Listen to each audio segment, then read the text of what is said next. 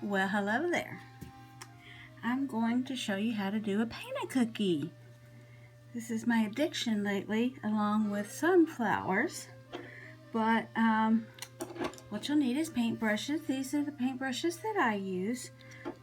But in the kits, I will send these craft brushes and the colors. I use a Miracolor food gel. It seems to paint the best on a cookie, and I made it up on a stick. I put the colors on a popsicle stick, mark the back side with the color that it is, and I use electric yellow, egg yellow, either or. I usually use one or the other, and I use electric green and a leaf green and an orange. Okay. And then to get started, we're going to need some paper towels and a little cup of water. And the key here is normally water doesn't mix with royal. As you know, it will usually mess it up. It will melt it. But in moderation, it will work okay. You don't want to get it overly wet.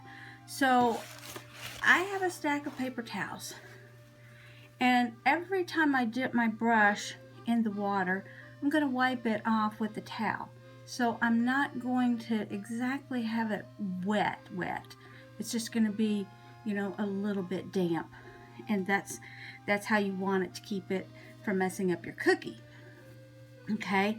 So it's kind of like watercolor painting, if you've ever done that in the paint kits, where you dip your brush in water and then you dip it in your paint. You swirl your brush around, to get the paint on it, and then you paint it on your canvas. And in this case, our canvas is our cookie, so which makes it even better because then you can eat it.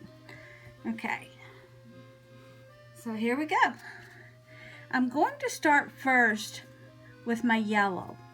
Okay, I like to work on a paper towel. Keeps it just a little bit neater. So I'm going to dip my brush in my water, wipe it on my cloth, and then pick up some yellow on my brush. And you might have to do it a couple of times to get when you first start, because it's dry. I do put these colors on and let them dry, and that way I always have it on hand. You could do it with the wet gel, but it really turns out sometimes kind of yucky looking once you get it on your cookie. Okay, put a little bit more water to that. And then I'm just going to go over, I'm going to make the whole petal yellow.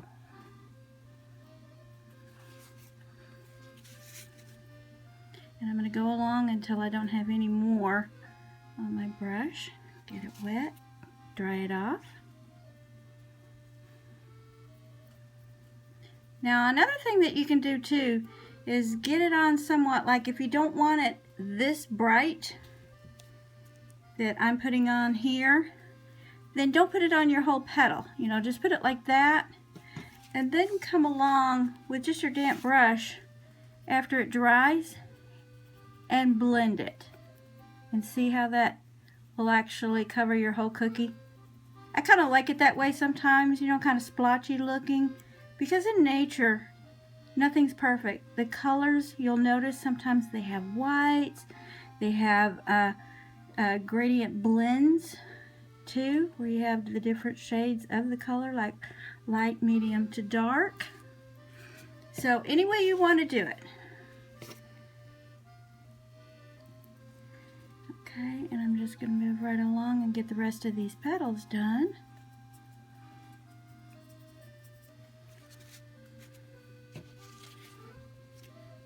And just, dip in water, wipe off with the paper towel.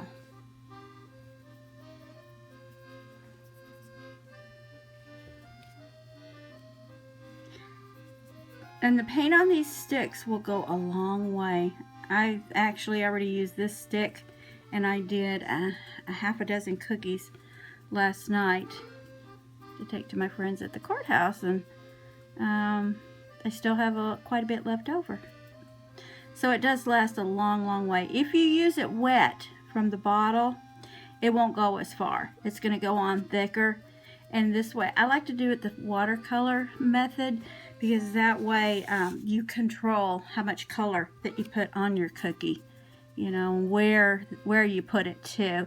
And another thing too is it dries almost instantly, and that's what I like about it too. Whereas if you put it straight gel onto the cookie, it may take a couple of days to dry if you get a few spots, you know, where it's thicker.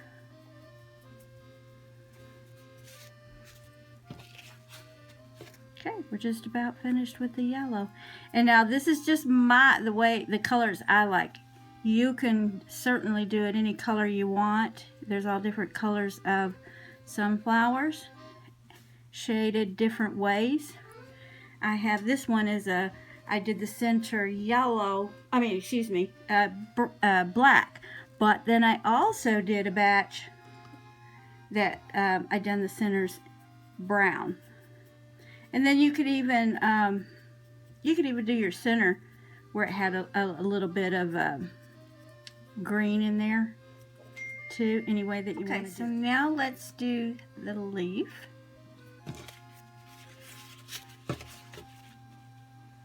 I'm going to use electric green on that one. And what I like to do here, because I like my leaf kind of light on these, and kind of like they're glowing, I'm just going to splotch it on, and I'm going to let that dry a little bit. Okay, just like that, but we're going to come back to it. It's not going to look that ugly when we finish it.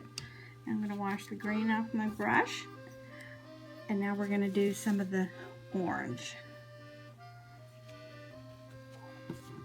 Okay, and sometimes I like to hold this stick in my hand. Alright, here we go.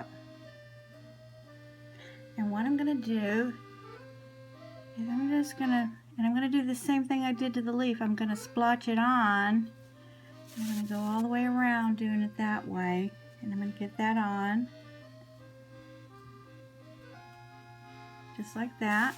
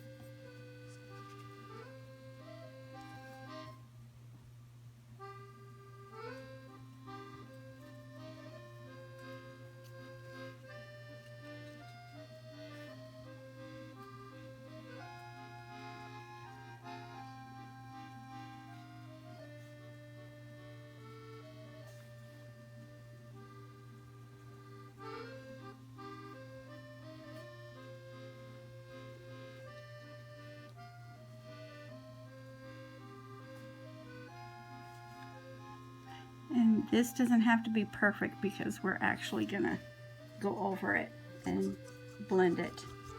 Okay, so while that's drying, we'll go back to the green. And now this time I'm just going to be using a damp brush. I'm gonna dip it in my water and wipe it off with a towel. And then I'm gonna use that to blend that green around.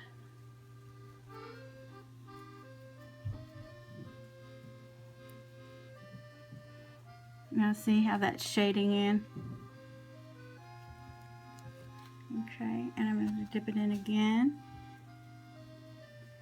And I might pick up just a little bit more because I'd like to do these sides a little bit. Just give it a light effect.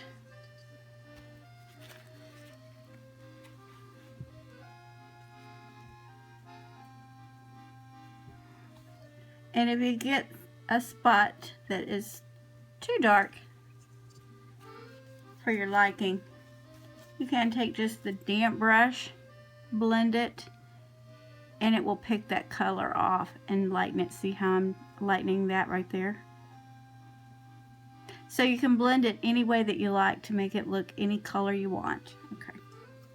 Okay, so the orange is dry now. We're going to go back to that with a damp brush. We're not going to use any color this time because what we're going to do is just spread that orange around. We're going to bring it further down the petal and just keep dipping the brush into the water and wiping it with a towel and blend it through. Okay, there we go. See how we're getting that sunflower effect?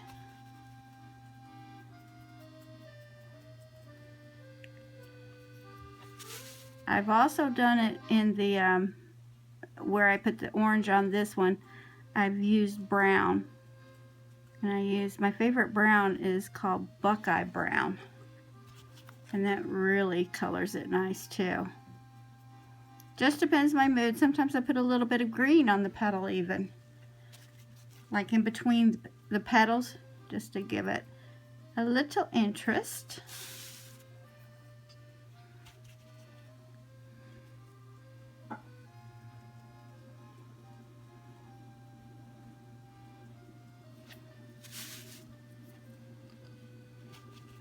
But just keep dipping in the water, wiping on the towel, and blending until you get it how you like it.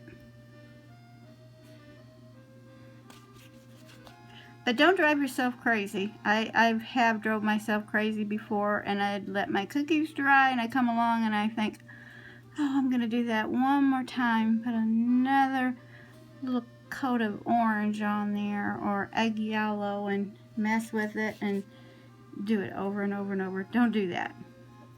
You'll spend too much time on cookies. You won't make any profits. It's fun though. Okay, I am finished with all the colors. Okay, and now I'm going to show you another little trick.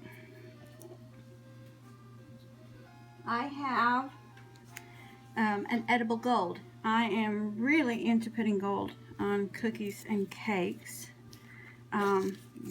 It's called edible gold leaf, and it comes in little sheets like this, and you see how delicate it is. You have to be very careful because it wants to come off, but that's okay because I take it off with my finger just like that and just stick it somewhere, and see how nice it just sticks on there. And I have, when I ship it, I put a sheet in a bag and I heat seal it so that it doesn't end up all over everything in your shipping box. But I'm going to use up this little piece that I have here. You could use tweezers, but I find that it sticks to you anyway. I don't put it on the whole flower. I just certain spots, you know, and I'll press it on. And if you have a piece on your finger like that, it just comes off when you press down on whatever it is. So make sure to get all those little pieces off. Let's put a little smidgen on the leaf there. And there we go. I don't know if you can see it on camera or not, but I think the gold leaf just sets it off and makes it beautiful. And there we have it.